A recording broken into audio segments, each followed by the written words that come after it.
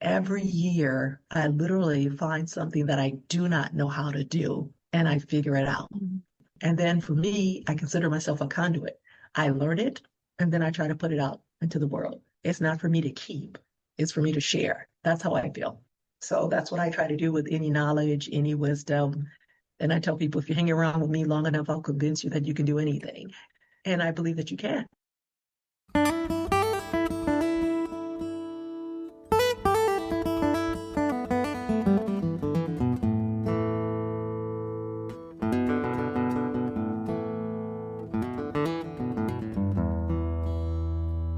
Welcome to the Dandelion Effect podcast, a space for organic conversation about the magic of living a connected life.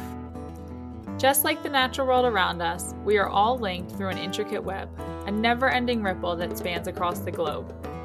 Here, we explore the ideas that our guests carry through the world, remember who and what inspired them along the way, and uncover the seeds that help them blossom into their unique version of this human experience.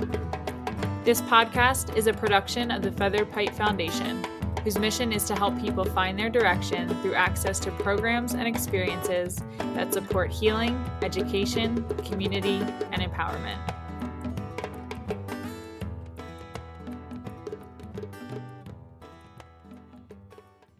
Effie Baldwin is a U.S. Army veteran, a positive discipline educator, an associate member of the U.S. Golf Teachers Federation, and the founder of Believing in a Better World LLC. After earning her Kemetic Yoga Certification in Egypt, she became an instructor for Veterans Yoga Project, then later a board member for the nonprofit. She's also an End-of-Life Doula and facilitates Emotional Emancipation Circles to promote healing caused by race-based discrimination within communities of African descent. Prior to becoming her own boss, Effie spent almost 30 years working in high-level positions with the state and federal government in senior policy, grants administration, and program management. And despite this long list of accolades, she admits that her greatest accomplishment is raising two life-embracing adult children. I met Effie briefly at the Feathered Pipe Ranch in 2021 during Veterans Yoga Project's annual teacher training, and she loves the ranch so much she's even thinking about hosting a retreat here in the near future. So you'll have to follow along with our Feathered Pipe offerings to find out how that pans out. In this conversation with Effie, we were able to dive into many topics within the health and wellness realm. She explains the similarities between Kemetic Yoga and golf as two activities that people can do from cradle to grave, and the virtues and ethics that are necessary for both. Patience, honesty, mindfulness, focus, discipline, all with the result of self-regulation and self-responsibility. Effie came to yoga through running, of all things, and that is to say she literally ran herself into the ground, and yoga was prescribed by a nurse practitioner as a way to rebuild her immune system and ease her pattern of intensity throughout life.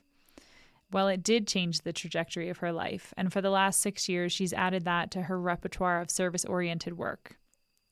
Effie is a self-proclaimed optimistic realist, a way of viewing the world through practicality and positivity, giving people and situations the benefit of the doubt. And she also recalls questioning the rules of engagement very early and crafting a life of learning, growing, and independently investigating the truth, as she calls it, to decide what made sense for her happiness, not what was projected onto her from society. We end this conversation by highlighting the importance of nurturing the children of our communities and pouring love and energy into youth, whether they are your own kids or not.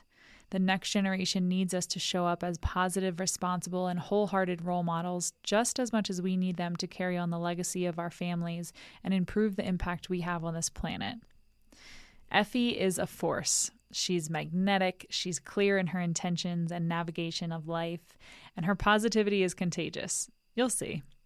So without further ado, help me welcome this wonderful woman and our second to last podcast guest of season 3, Effie Baldwin.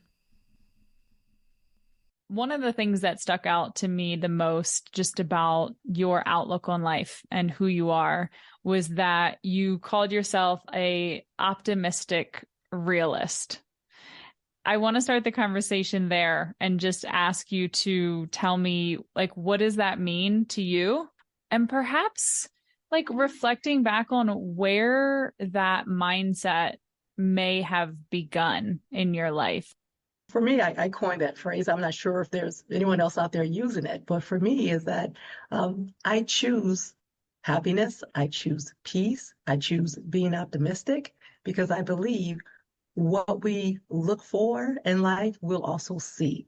So in every situation, I try to see the positive side of it. I don't try to change it. So I start with the reality of the situation, whatever that situation may be, but I do try to be optimistic in it because we don't always know the outcome.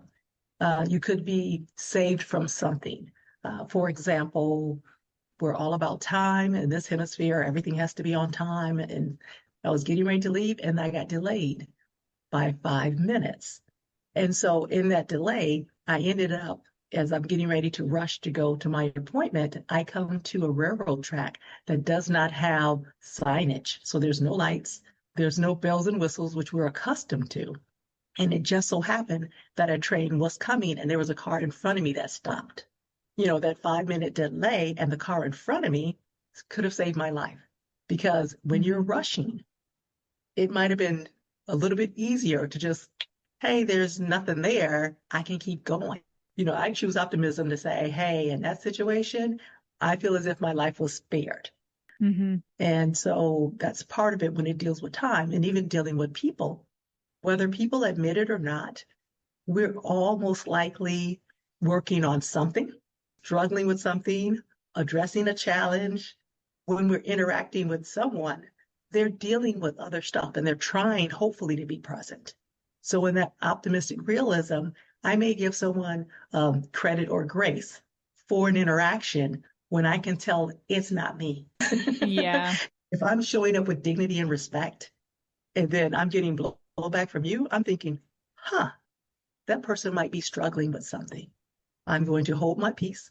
I'm going to be optimistic and I'm going to keep going. The reality of the situation is still the reality of the situation, but I don't have to react in a way that's negative or anything like that. I can choose optimism and try to see the best in that situation. And sometimes people have circled around and said, you know what? My cat died. My dad died. I just heard X, Y, and Z. So these things happen.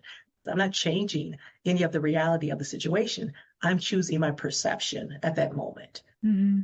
I don't get to decide everything in the world, hardly anything, but I know I have complete control over how do I choose to engage at that moment. Mm-hmm. Mm-hmm. Where did it all begin? I think probably for me in my childhood, when I realized that adults are making up stuff. When did that start to Well, happen? there was a combination of Santa Claus and the Okay. Tooth Fairy and the Easter Bunny because it just blew my mind, I kid you not, why a bunny was delivering chicken eggs. I would have preferred a bunny. That's what I got caught up on.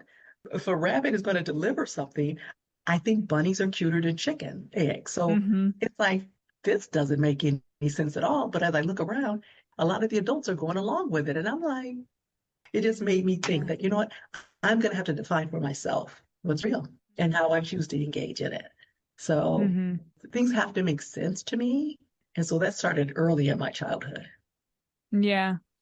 Yeah. And I remember you saying, in our conversation before this, that something like that happened to you when you were looking at college students and looking at this kind of trope of like a starving student and, having to work 3 jobs and study and eat ramen noodles. And, as a kid, you're looking at this and going like, I don't actually want that to be me. Exactly. How do I, kind of start to understand how the world works in order to like have a different experience and to choose a different path than these things that I'm seeing that I'm like, I'm not really into that. Yeah, and like I said, it started really young. And so it just continued. I just continued to develop that capacity. And by the time it was time for me to launch myself into the world, I knew for sure when I became a senior that I was not going to be a starving student. Now, after starting with the Easter Bunny, and I was solid on this doesn't make sense. I enjoy eating. I didn't know what ramen was, and I had never had macaroni in a box. And so a lot of the people that I knew who had gone to college or were in college we're talking about this whole ramen thing and being hungry and sharing meals. And I'm thinking, oh, I don't think so. That's just not, that doesn't sound, I mean, I know we're going for the education part, but I didn't hear many people, students talking about the educational point. Mm-hmm. And so I thought for me, how am I going to get an education and not be a starving student? And so that's when I decided to go into the military because at the time they had educational benefits, Montgomery GI Bill and the college fund. And I thought that's a better route. And in addition, my love for my mother was not going to allow me to have her work a second job or use her savings or any of her money. I mean, once again, that doesn't make sense to me. I'm young. I can go out there and work. I can go out there and figure out these resources. And that's what I'm going to do. And so, the reality of the situation is that, college was expensive. And therefore, with the optimism, how am I going to do this? Well, I'm going to trade some time for some money later in order to go to school. And so that definitely got me into the military. And then it also enabled me to get my master's degree, bachelor and master's degree. Your love for your mother's situation, not wanting her to have to work more or work extra. Tell me about your relationship with her. It sounds like maybe she was an important role model and somebody that really has been there to guide you. Absolutely. In retrospect, I see that my mother was my biggest star and advocate. If only we could have, if all of us could just realize that earlier in life. But I knew she was always in my corner. And from childhood, she always told me that I'm going to make sure you're able to make it in the biggest city, wherever you want to be, but I'm going to make sure you have the capacity to make it. More than like survive, you're going to kind of thrive in that. Mm-hmm. And so I had a lot of opportunities and freedoms just by having her support and knowing that you have someone in your corner. It makes a big, huge difference. Some people look back and, say, oh, my parent was at every game because they needed that. I just needed to know that she was in my corner. And I knew that. As I traveled around the world, if I, moved to a new location, she was always the first to buy a ticket, to come make sure I had everything, to check out the environment, make sure it's okay. Just having that, that level of love. It's love, but it's also, it's unconditional. Yeah. And it's, we see these words, but it's a feeling. That's what I'm looking. It's a feeling to know that someone who will drop anything and everything, if asked, to do whatever it needs to support you. And so, I had the benefit of that. And as I live, I try to carry forward her legacy. Yeah. Did you have brothers and sisters? I did, but at the time I am the youngest. And so that lends you to have your independent time. Like the oldest might have time before the next one is born. But and this is my opinion, there's a different relationship between a parent when they know this is the last child. There's a different kind of, let me pour myself into, this child because this is it, And so I think I had the benefit of that. I mean, I can remember her asking, are you going to go to college? Are you going to move out? Are you going to get a job? It was always like, like, you don't kind of have to. Right. But... You could stay here forever if you want to. Yeah. Exactly. Whereas that's probably not the same message that, the oldest gets or the middle child gets. But I think, there's a special kind of relationship there that they see it as this turning point and transition in their life that, this is it. And then, so how was it for that relationship when you did go into the military and move out of the house? It sounds like no matter where you lived, that relationship was strong, but I'm curious of like what that transition was like for you. And then also looking back on that part of your life and part of your career, like what values were instilled? How do you feel like that propelled you forward? Yeah, that's a lot. So starting with my relationship with mother, I still have the letters. Yeah, letters that she sent me because she was big on writing and sending cards and connecting. Well, I think everybody probably was in those days, Yeah. but you actually wrote letters and you received letters and you did that. So that continued on throughout, my adulthood, the exchanging of letters and cards coming from her guidance and into the military, whatever people's feelings are about, armed services and things of that nature. I think for younger people, that 2 years or 4 years of service helps to expand who you are. So we've all been raised in totally different environments. And the military has this goal of getting us to think as one in about 8 to 12 weeks. Mm. And that's major. Yeah. And regardless of whether you grew up with your biological parents or without parents or whatever, that has no bearing. They have you at this point and they need to get you to this point. And they do and they will, or they kind of let you go.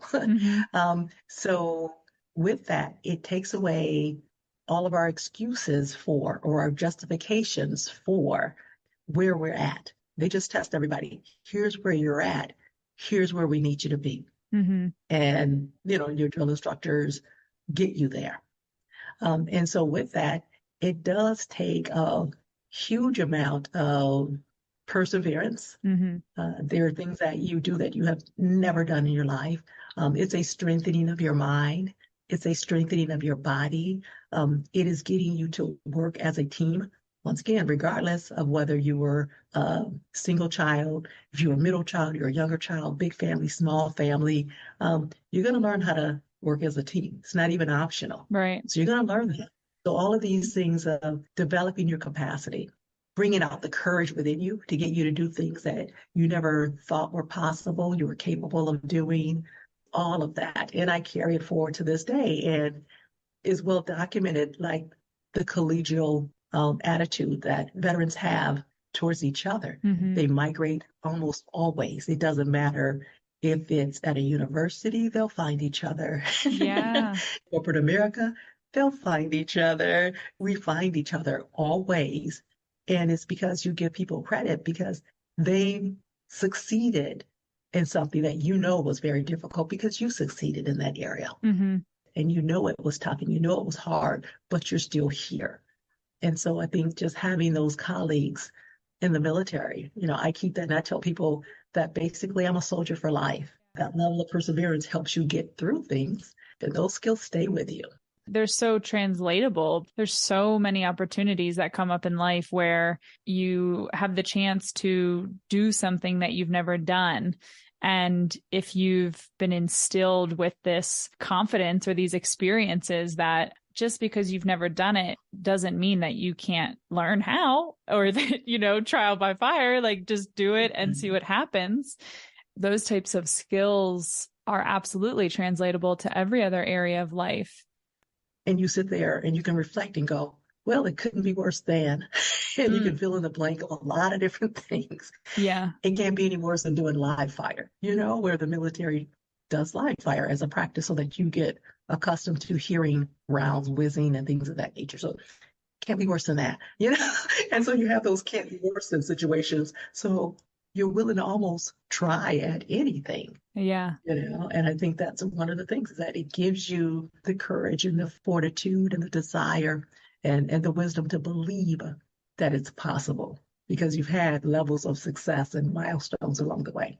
I think there's a bit of a flip side to this as well. It takes a certain type of person to succeed in those environments. And you were kind of telling me that you've just been this person that's like super active, super proactive, and just really good under stress and like craving of that high energy life. And from what I know about your story, that kind of took a turn at a certain point where it was either your mind or your body or just kind of your being as a whole hit a limit that you hadn't hit before.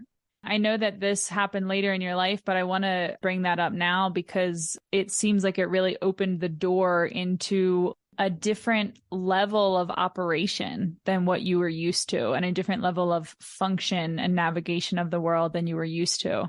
I was active in a lot of sports. So you named a sport, I was in it. If it was gymnastics, baseball, track and field, I was involved in a lot of sports. So, of course, going into the military, the physical part of it, of course, it's going to be challenging for everyone.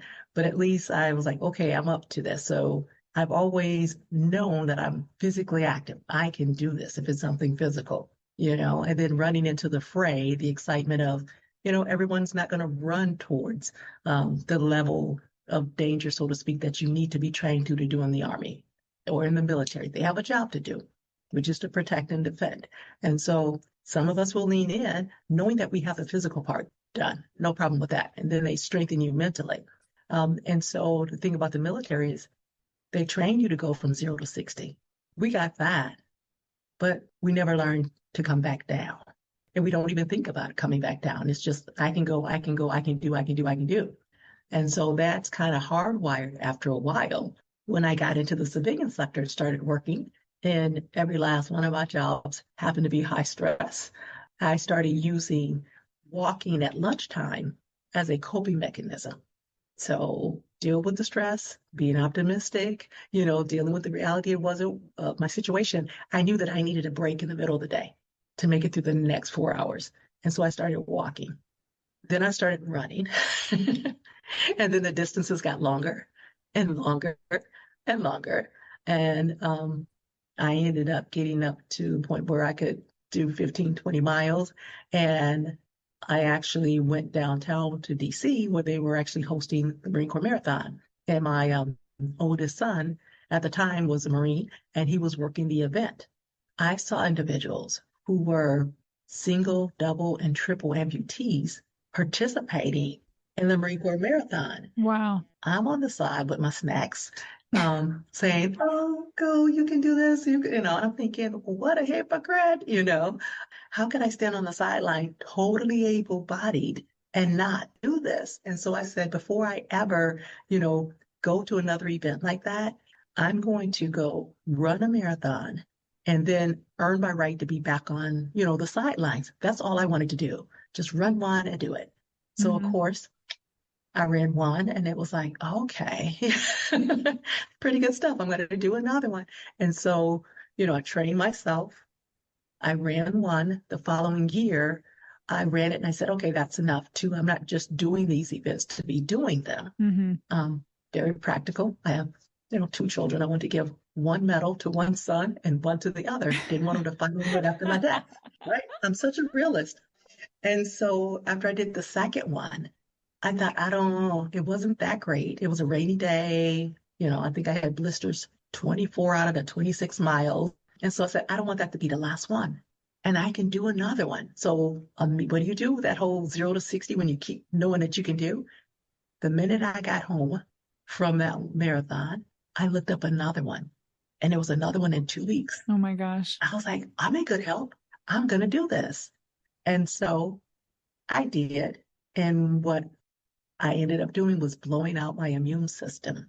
After that, I caught a cold that lasted about 6 weeks. I'm going back to the doctor going, oh my God, I think I have the flu. She tested me. She's like, no, you don't. I go back again. I think, oh my God, I think I have the walking pneumonia. She's like, you don't. She said, actually, it's actually the same cold. She said, your immune system is just not functioning well. And so it literally took about 6 weeks to get rid of that cold. I was healed for about 2 weeks. I got a second round. And then that lasted like another 5 weeks. And these were the worst. I mean, I thought I had the flu. I thought I had pneumonia. I thought I had respiratory. And she just kept saying, no. She said, your immune system is gone. You can't even fight the common cold. She said, you've overused running as a coping mechanism.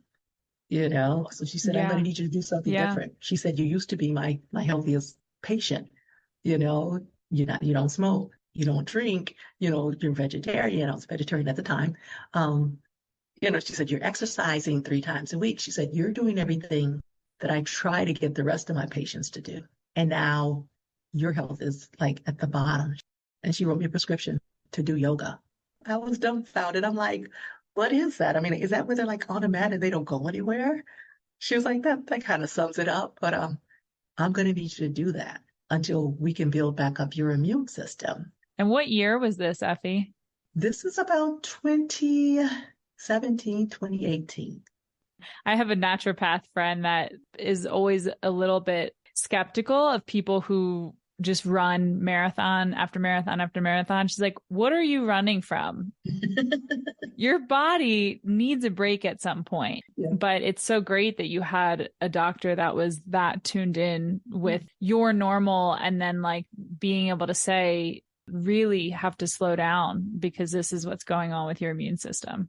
And in all fairness to her, even though I always call her doctor, she's a nurse practitioner. Cool. So they get to practice. Yeah. So in this area, maybe different places. So she's a nurse practitioner, but she serves as my primary care doctor. Cool. So just to give credit to all the nurse practitioners out Yeah. there that are doing a wonderful job. So with that prescription to do yoga, I thought, well, I can't do this, you know? So of course I went in and I found a yoga studio that had unlimited classes for 30 days. So that, that's my ticket around this. So funny how the like intensity presents. Always. It was so painful for me to go to like the restorative yoga because I wasn't used to just stopping and being present. I couldn't really settle in. I just couldn't get it. I said, there's got to be, you know, she's prescribing this. She's not going to okay me to do anything else until I get this. You know? And so I thought, you know, there's a couple of modalities that did work because trust me, I was going 3 times a week then. If I can, you know, if this is all I can do, I'm going 3 times a week for hours.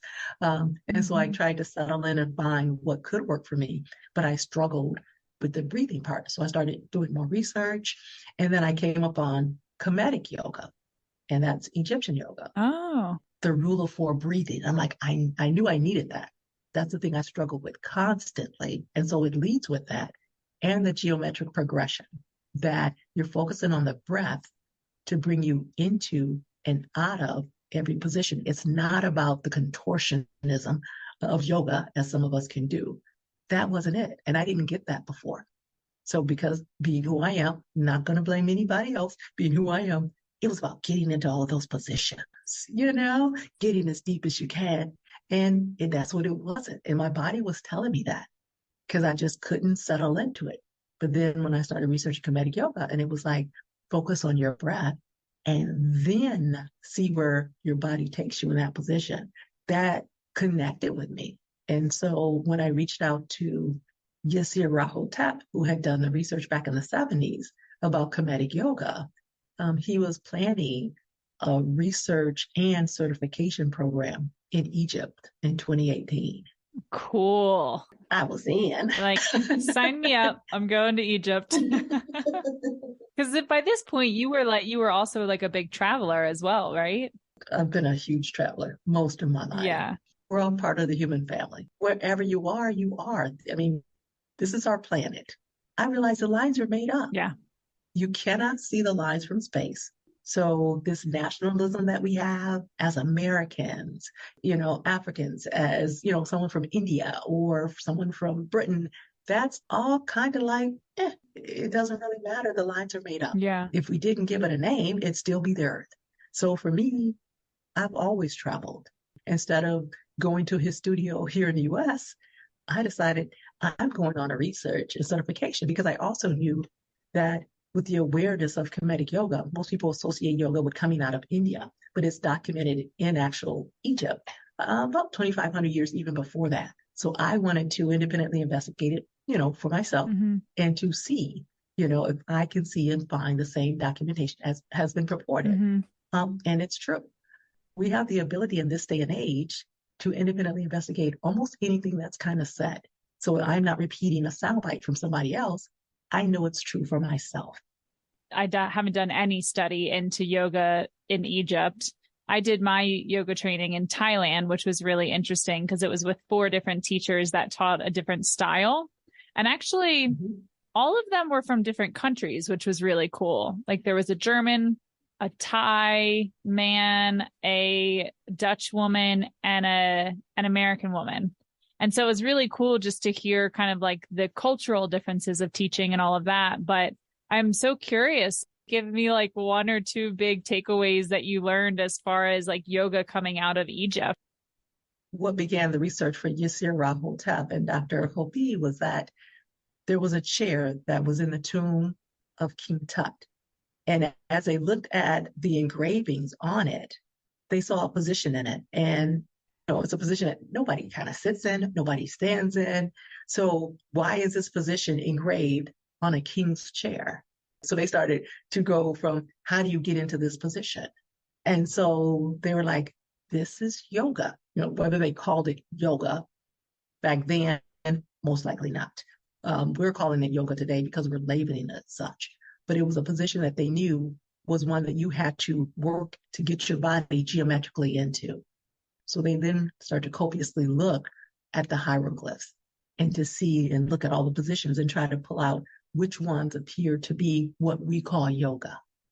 And that's where Kemetic Yoga goes, like looking at all of those positions and then working your way into them, geometrically aligning your body so that you're able to allow your fluids to flow throughout your body. You're talking about, making your body as good as it can be. Well, you have to make sure you're sitting a certain way and standing a certain way and extending your body. And, because we don't do stretches, we extend. So you're extending your body so that your body can work at its maximum capacity, along with enlightening your mind. Yeah. Because breathing, as automatic as it is, it's about the only body function that we can do manually to for a short amount of time. Yeah. So you can control it. At night you go to sleep, you wake up in the morning, you haven't thought about breathing at all. During the daytime when you're doing, yoga and things of that nature, you can then control your breath to control your emotions. And that level of self-regulation is important to me because as we interact in this world with each other, I think we need a fair amount of self-regulation. Mm-hmm. And for me, I just looked at all of the different activities that we can do from cradle to grave. And for me, it's, yoga, but specifically Kemetic yoga. And then also golf. Those are two self-regulating behaviors that you can do once you figure out your balance. Mm-hmm. As young as a year, 18 months, you can do these from cradle to grave. Mm-hmm. And that helps you self-regulate as an individual. And I believe it helps you show up in the world, hopefully as your best possible self. And so that's part of the reason why I've incorporated those into my lifestyle as I interact with children and adults. Let's kind of start to bring that wider lens of these self-regulation practices into how they are in your life today. And, you mentioned golf, which is also a big part of your life. When did you start golfing and how did you get into that? Well, I got off the couch watching golf and started playing golf. Which I'm sure there's a huge population of people that just watch golf and they never play golf. And if you want to maintain your sanity and think you're the best at it, you should stay on the couch. Yeah, not an easy sport. That's funny that you should say sport because before I just thought it was like entertaining. Mm-hmm. But once I started to get involved in it, I'm like, oh my gosh, this is a real sport, mm-hmm. right? I was like amazed. I'm like, I'm exhausted. My entire body hurts. Mm-hmm. But it started in 2013 when the federal government went on furlough, with a real long furlough. I think it was like 3 weeks or something like that. And, I was always in a grind. If I wasn't, grinding at work, with the stress and then the running, I thought, you know what? This is the first time that I'm going to actually have time and money. And so I went out in October to go to a driving range. I watched a 5-minute, video on YouTube. So, of course, I knew I could do this. Yeah, gotta love YouTube for that. Exactly, YouTube University. I literally showed up at the driving range in College Park, Maryland. Got to give them their shout out for that. And the pro was like, he didn't say anything to me at the time. He was like, this lady must be serious. I didn't realize that nobody else was on the driving range. It was cold, it was drizzly, and it was windy. Mm-hmm. He's like, you took a bucket of balls. Later he told me, he said, you took a bucket of balls and you just stayed out there. You didn't come back. Isn't that what you're supposed to do when you come here? Exactly. And so literally, he gave me, after I came back in and everything, cold and everything, he was like, let me give you the business card of this golf instructor. He was like, you probably should check him out. He said, I watched you. You're doing really good, but contact this person. And then he said, do you have any clubs? I said, I don't. This is my first day, right? And he says, you know what? My wife has a set in the garage. I'm going to ask if she'll let you use them. And I literally used those clubs for a year. Cool. Had a golf instructor, got lessons, and from 2013, it just went full range. And then I was so excited about golf because all it takes is a good hit every now and again, and you get so hooked that I decided that I also wanted to bring more non-traditional, women and children and people of color to the game of golf because you absolutely, I mean, I've done a lot of stuff before sports wise, but for me, if your self-regulation has to be on point. You have to be present where your eyes and your mind goes, so does your ball. And so I ended up getting certified through USGTF, United States Golf Teacher Federation, becoming a certified golf instructor. As much as I can, I try to introduce people to golf. Yeah. I always try to incorporate service into my life along with living. And I went down to the 2016 Olympics, but I went down as a volunteer. And it was the first time they had reintroduced golf in 112 years. And I got to be on the field of play as a golf marshal. Even though they had like 150,000 applications for like 75 positions, I got one. Optimistic realist. Yes. Like everybody else, I watched the Olympics from the couch. I didn't know that they had like teams of volunteers. I didn't know the back workings of the Olympics. And so I just mentioned it. It's always, as I tell people, just mention, to the universe, to people who are willing to listen, mention some things that you want to do. And I was literally volunteering at one point with a gentleman, and we were doing gardening.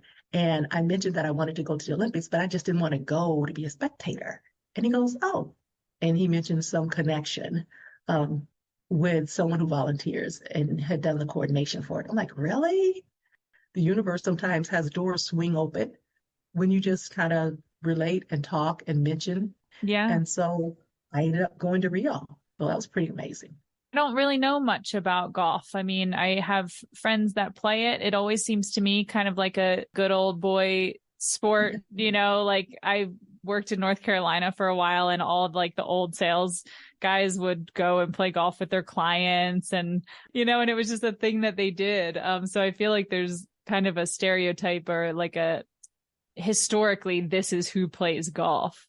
So it's amazing to hear that you were a big proponent of bringing other people into the sport and really reaping the benefits of that self-regulation. But yeah, curious just to hear, like, what are the similarities between golf and yoga as far as presence, mindfulness, self-regulation? Your perception is the reality of what golf is. And the optimism is bringing others along into this, space. And so for me, the mindfulness of it, you truly have to, once again, self-regulate your breathing, in golf and in yoga. It's all about from head to toe, your mind, your body, your spirit. You use your entire body in golf. Very similar to yoga also. For me, it was just bringing this reality of I want my mind, my body, my spirit all to be together. And golf allows you to do that because it takes all of that. It takes the breathing, it takes being present, it takes the physical aspects of it. All of that is there. And then you see people who end up, like you said, older. You can still do these things as long as you have your balance. And then you have to work on your balance. And that's also yoga. So it's just so, these are the things that are so intertwined. And you have to be mindful. You can't be making a grocery list in your head and thinking that you're going to get that ball, straightened down the fairway. That level of mindfulness that's needed to be able to make contact. You're swinging this club at a high speed and you're hitting this tiny ball, maybe 2 inches, and you're trying to get it into a 4-inch diameter hole 200 to 300 yards away. If that doesn't require mindfulness, and then along with that, there's the honesty, the virtues that are associated with golf. You have to tell the truth about how many times you hit it and whether that ball is yours or not. You may not want it to be yours when it's off course. The movie that keeps coming to my head is Happy Gilmore. I'm sure you've seen this movie. When is like the ball's landing in like the alligator's mouth and they has to hit it out of that, or it's landing, there's like the forbidden swamp that you don't want it to go in because there's gators in there. I mean, so you have all these virtues that are also associated with it, that help you in a team environment, because you usually play in fours, whether you show up by yourself or not. They usually will put you in a group of 4. You're meeting new people. So how do you show up? You're nice, you're polite, you're respectful, you're honest. I mean, all of those virtues that tie into the actual sport itself. And having the patience, because you're going to be at different levels. If I just show up, I may not know who I'm playing with. So I'm Mm-hmm. going to have to be patient. So there's a lot of virtues, that help us as human beings that come out as you're playing the sport too. So we don't know that we have these virtues until they're tested. Are you really patient? Are you really honest? Did you Yeah. really tap that and hit that ball and didn't go that far? Yeah. So all of those things come out. With golf and with yoga, you've brought in such a big service and community component. Mentioning that, you are doing a lot to get more women and people of color and children into the game of golf. And then with yoga, you started working at the VA and teaching at the VA, and then became an instructor with Veterans Yoga Project, which is how, we know each other, because Veterans Yoga Project does a training at the Feather Pipe Ranch every year. What has been the importance of bringing these modalities and bringing these practices to your communities? Veterans are a package of. We're all the good and we're, maybe some of the bad too. The reality of it is there are alcohol and drug issues. There are anger management issues that can come along. There's some domestic violence issues that there's a lot of things that can go wrong when you're taking individuals and you put them in war environments or you put them in extremely hostile and stressful environments. It can compound some issues that were there and or become present. And so with that, when I saw that the VA is willing to do this so that we might be able to offer something in addition to, medication and therapy, adding this self-regulation in the form of yoga, Veterans Yoga Project popped up. Mm-hmm. I like the mission. I'm looking at, the services they provide, the mindfulness training. This is an organization I can get behind. It's not just a nonprofit. They really did from the outside look like a family. Yeah. I just started out getting certified to be an instructor for the Veterans Yoga Project. And then once you kind of get into the organization, you start just really leaning in. And so when I ended up at the Feather Pipe Ranch, I had taken on responsibility of being a board member. And so I was a board member. I was doing the mindful resilience for caregivers. So I was just like really in there because I believe in what they do. And so with that, as veterans connect, when they see another person who is a veteran, because keep in mind, I was also that person that was like, I'm not doing yoga, Yeah. Yeah. Had I met another veteran who was doing yoga and as a coping mechanism, I might have done it, but I had never met that person. I also want to lean in and bring in as many veterans into it so that they can see I was in the military and I'm doing yoga and this is how it's helping me. When I say I'm a veteran, people just like, oh, wow, really? Like it's a shocker type of thing. Definitely all of that has helped with the mindfulness and the self-regulation and being present and being able to do the yoga. I mean, all of it matters. The more resources you have available to you, the better off I think we are as individuals so that when we interact with people, we are showing up as our best possible self. Yeah. I want as many veterans that want to be involved in receiving the yoga as well as becoming instructors, which the Veteran Yoga Project actually does now to train actual veterans to be yoga instructors. And we've expanded with helping family members, the caregivers, as well as children. It's a whole dynamic. Yeah. The research on trauma, it can go down a couple of generations if it's not attended to. Absolutely. It can also be reversed in a couple of generations if it is attended to.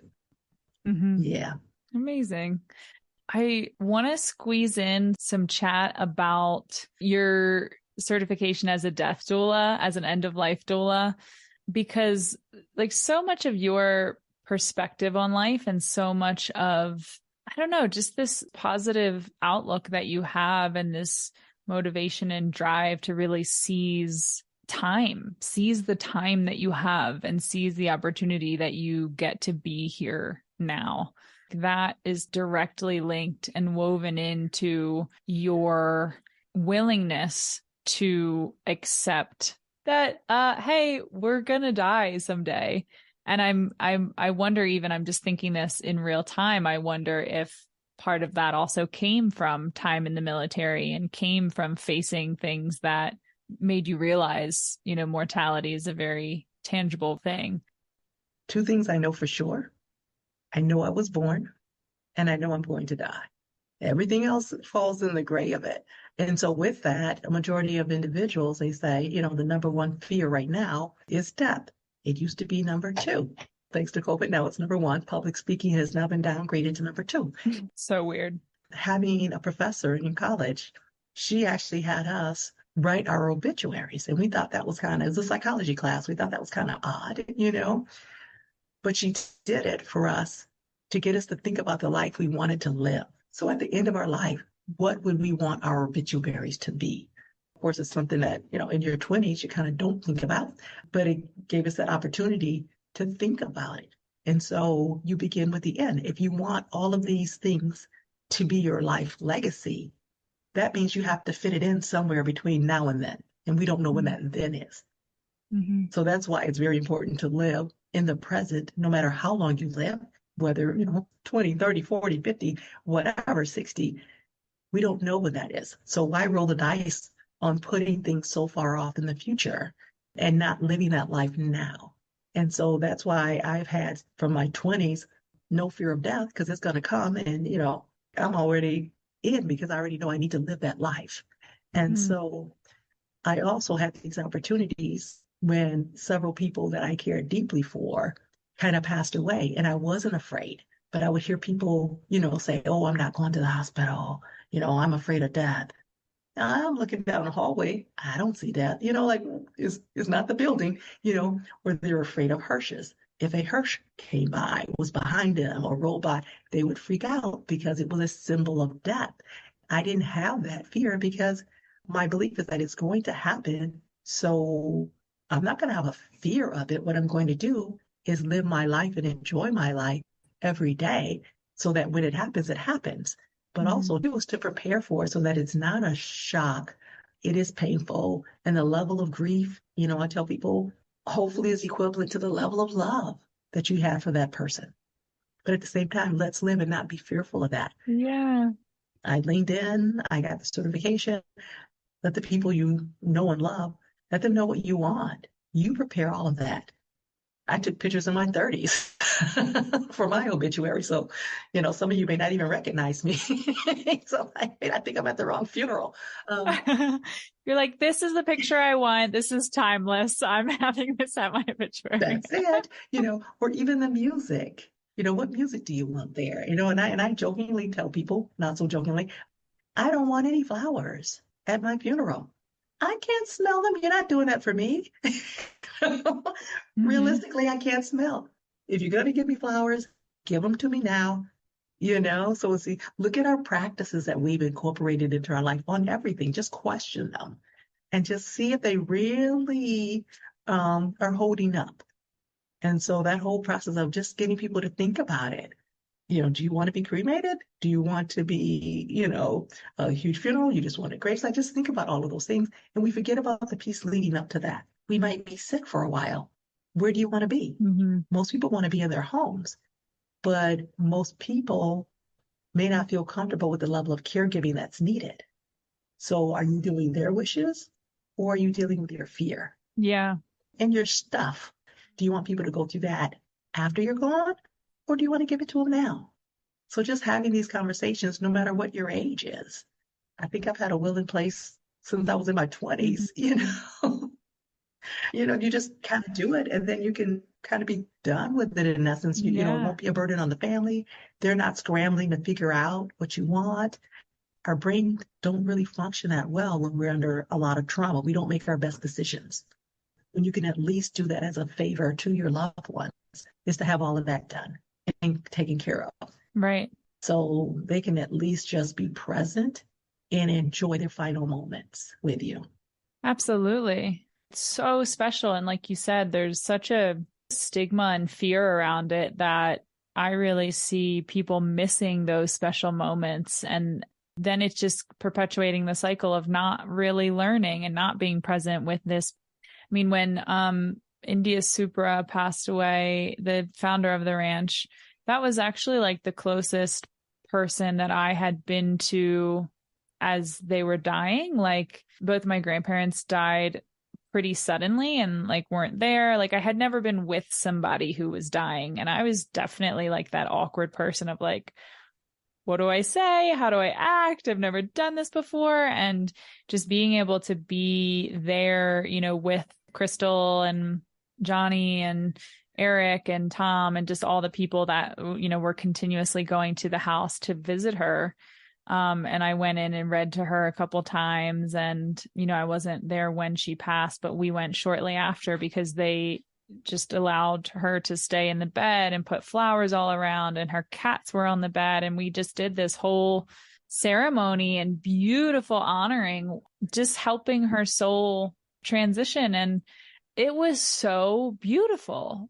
And it felt to me like it was a really big moment in my life to then understand how it actually could be done. Because with everybody else that I had known who had died, you know, I never got to be with them or see their bodies.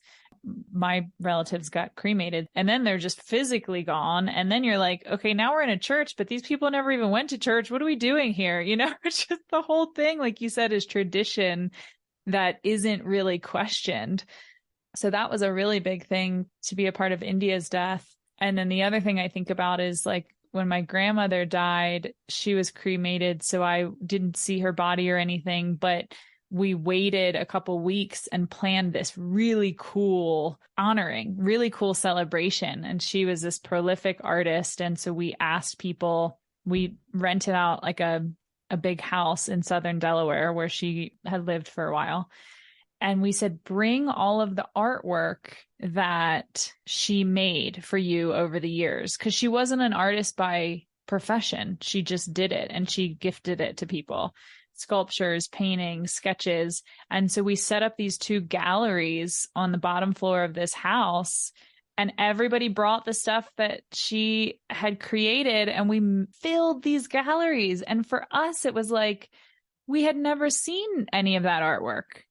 You know, and people got up and talked and we kind of partied a bit and it was so colorful, like nobody wore black and it was not sad. It was like, this was such an amazing person and this is how we want to celebrate. Absolutely.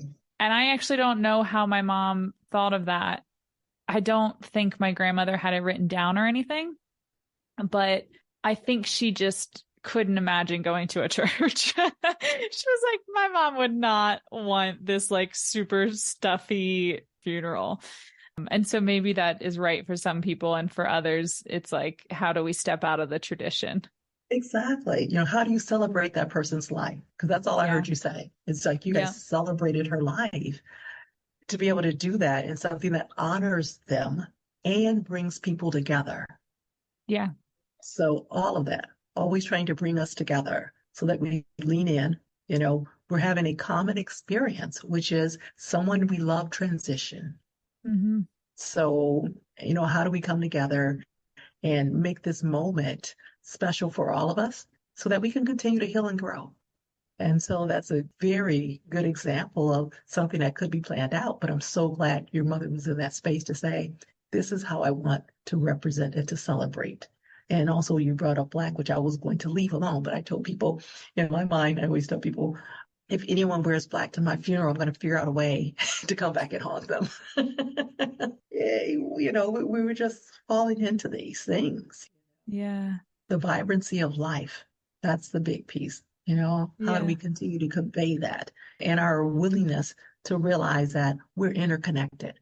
All of you were connected by her art and her love. That's a beautiful thing. Yeah, it really was. Is there anything else before we wrap up? Is there anything that I didn't bring up that you want to touch upon or just give voice to? Yeah, the only thing I think we have not talked about in detail is that the leaning in for our next generation, which are children. Yeah. Looking at how we interact and relate with children. whether the child is yours or not, they're our next generation. How do we lean in so that they become the people that they were designed to be, the leaders that we need them to be? And that's all through positive parenting, coaching, mentoring, leading. And so that's why I do the work so young, yoga and golf and whatever, is to lean into them and to pour into them because we need them. I don't know who the next nurse practitioner that's going to be fabulous is. Yeah. Thank you to all the people who supported her. So we can't look at things just one off that I'm just going to do for mine or just the ones in the immediate area and things of that nature. No, they all deserve to have some positive adult in their life that's pouring into them, that's helping them self-regulate, to help them grow. If we can take a concrete example from nature, is that they're seeds. Every seed has everything it needs within it, but not all of them flourish. And they can grow in pretty hostile environments. They can grow in cement, side of a mountain. So the environment they can persevere in. So when we look at children, they have everything they need inside them. It's for us to pour in, the sunshine and the nutrients and the water so that they can become the best people that we need them to be. So in all that we do, let's not forget about the children. Yeah. It's like an exact analogy for the dandelion effect. I mean, some people think of the seeds as ideas through the world, but I often think of people as the seeds and who is watering them and who is giving them sunlight and where are they blossoming and where are they not blossoming and, sometimes blooming in the most unexpected places. And yeah, I'm glad you brought that into it. I mean, I do really well with nature metaphors and nature, not even a metaphor. It's just like a very direct analogy. And I think I read in one of your bios, it had all of these different accolades and this is the career you've had and everything. And then it says something like, however, her greatest achievement so far is being the mother of 2 life-embracing adult children. And so I know you take that very seriously within your own family and within the greater human family. How are you showing up to that today? Like, what does that look like as far as your work and your service and your energy? So what I do out in the world, I start at home with. As always, if we start at home, work on us, work within the confines of our family, and then go out from there, community and everything else. So, I do have 2 life-embracing children. And now I have another generation. My granddaughter got her first golf clubs at like 1.5 years. I think I got it for her first birthday or something like that. Oh my gosh, they had to be like so tiny. Exactly. And safe and plastic. So yeah, I also started her with yoga. As I meet others, children, I, just try to constantly pour into them. I have a grandson. His birthday was this week, and celebrations coming up. He's not watching this. He's getting clubs too. So, and so you just start with the children that are around you. If you have children in your immediate family, you do that. If you have children in your neighborhood, I always say aunties make the best moms. If you're an auntie, if you're an uncle, you guys are always the coolest, And so we're all parenting these children that cross our path. And so it's just take that little bit of time to the ones that are around you. They all need somebody. We know the research says as long as they have one person, one positive person, one might have more, but at least one positive person, it can be outside of the family, doesn't matter, that pours into them, that sees them, that hears them, that just lets them grow and develop and talk. The quote from Maya Angelou that talks about, when children enter the room, they're looking to see how we're looking at them. Yeah. Lean in, make them feel welcome. And, hopefully we'll get that return that we need from them to help carry forth this ever-advancing civilization is that we need the children. Beautiful. So the last question that I typically ask people, the tagline of our podcast is the magic of living a connected life.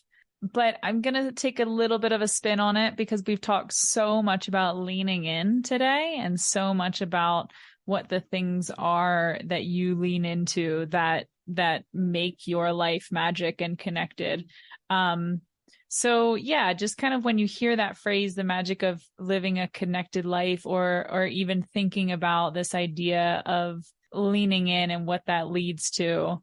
What comes up for you? How is it that you stay connected? How is it that you continue to lean into life? So for me, I continue to lean in by learning and growing. And so I don't want to be the same person I was last year. Mm. And I take it upon myself every fall to do something and learn something that I have not done before. It might be learning to build something, but every year I literally find something that I do not know how to do and I figure it out. Mm. And then for me, I consider myself a conduit.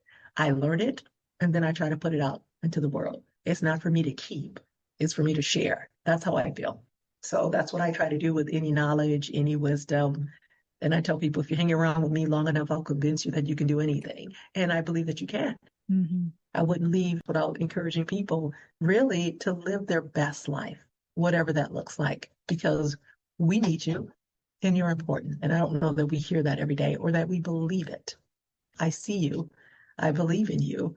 And, you can do this because I've done it. And I'm, just an everyday person living an extraordinary life on purpose.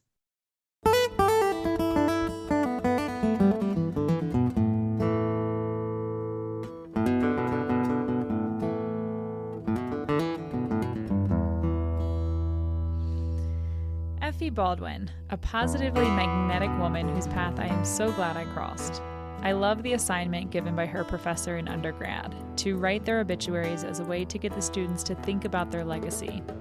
It doesn't matter what you decide you want to do or be or see or learn, whatever you want to be remembered by, you have to fit it in between now and then. And we don't know when then is, by the way, which is a scary reality to most people, but to Effie, it's been a catalyst to use her time wisely and with plenty of passion and purpose. I enjoyed learning about golf, surprisingly enough, in this conversation, as I've never given it much thought before now. And I love that she's bringing more women, children, and people of color into the golf community as she teaches people about the benefits of the sport and the similarities between golf and specifically Kemetic Yoga. This whole idea of finding activities you can do from the cradle to the grave is pretty appealing to me, as I'm always looking for practices that withstand the test of time. To learn more about Effie's work, find Believing in a Better World on Facebook or reach out to her directly at embaldwin@yahoo.com.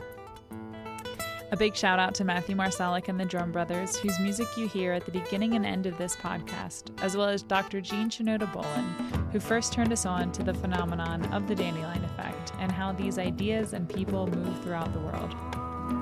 This podcast is brought to you by the Featherpipe Foundation. Help support us and donate at featherpipe.com/gratitude and leave us a review on Apple Podcasts with your feedback on this episode or the show as a whole.